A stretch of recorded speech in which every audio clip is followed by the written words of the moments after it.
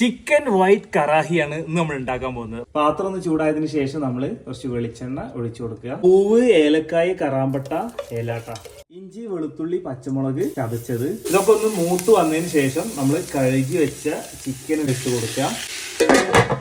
ഏകദേശം ഒരു 5-6 മിനിറ്റിന് ശേഷം നമ്മളൊന്ന് ഓപ്പൺ ചെയ്തിട്ട് ഇളക്കി കൊടുക്കട്ടെ. സവാള മിക്സിയിലിട്ട് അടിച്ചത് ഒഴിച്ചു കൊടുക്കുക. ആവശ്യത്തിന് ഉപ്പ്. ഇനി ഒരു 5 മിനിറ്റ് കൂടി ഇരിക്കട്ടെ. തൈര് എടുത്ത് ഇതിലേക്ക് ചെറിയ ജീരകം പൊടിച്ചത്, മല്ലിപ്പൊടി, കുരുമുളക് പൊടി മിക്സ് ചെയ്ത് കൊടുക്കുക. ഏകദേശം ഒരു 5 മിനിറ്റിന് ശേഷം 2-3 മിനിറ്റ് ഇങ്ങനെ തിളച്ച് കഴിഞ്ഞതിന് ശേഷം ഇതിനകത്തേക്ക് നമ്മൾ ചെറിയ ജീരകം ഇട്ടാ ഒന്ന് തിളച്ച് തരട്ടെ.